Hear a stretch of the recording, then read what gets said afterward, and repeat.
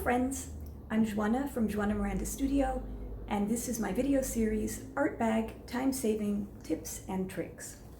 In one of my earlier videos, I believe it was my art bag video number 7, I talked about the difference between Noodler's ink and Atrementis Document Ink. And I explained in that video why I prefer using the Atrementis Document Ink when I do my illustrations.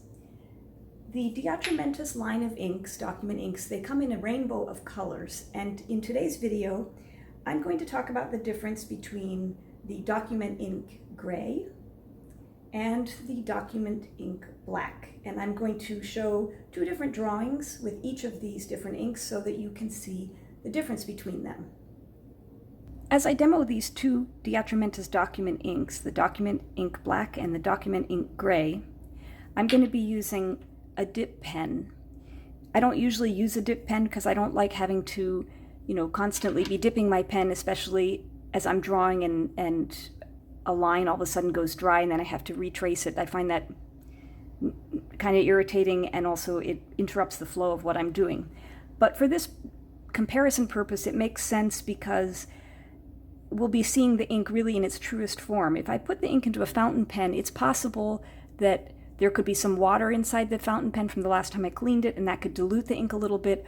Or if I switched inks at some point, there could be a little bit of residue of the previous ink. And so for that reason, I'm going to use the dip pen so we can really see the difference in color between the black and the gray. So I'm going to give the black a shake, and let's get started with this drawing demonstration.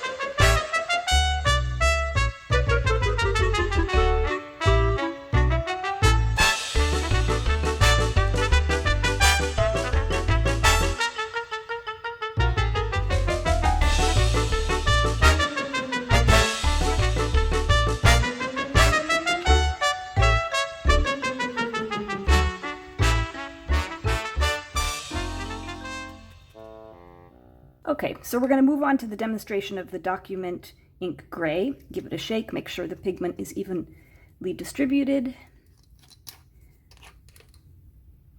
I've also cleaned my pen, so there is no black ink left on it. We can know that this is really purely the gray ink.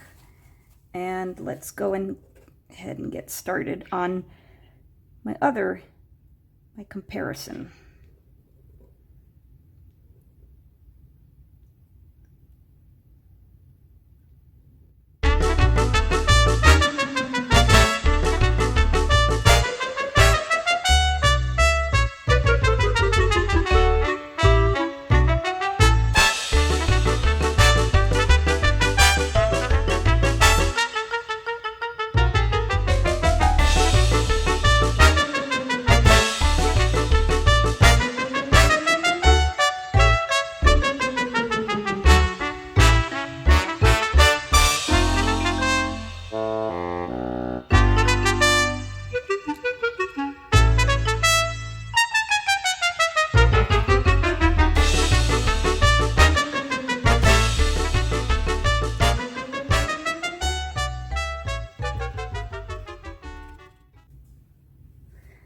Now, I think, as you'll see as I'm finishing this, the differences are extremely subtle.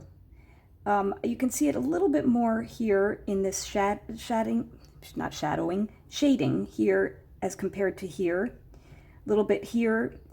There's a little bit more gradation of darkness, and it's for that reason that I actually prefer, when I illustrate, to use this document ink gray, but I kind of wish that there was even more gradation. I suppose I could get it if I diluted the ink a little bit with water, but I have hesitated to do that because I don't want putting water in it to affect how water resistant it is. Atrementis does make a document ink that I believe is called Gray Fog, and you can see on jet pens, you can see the full range of document ink colors that they carry, and they do have samples that they've done of all the different colors. Unfortunately, the Document Fog Gray is a much bluer black than this, so for that reason I stick with the Document Ink Gray, but as you can see, either is going to work well for fountain pen ink drawings, black ink drawings.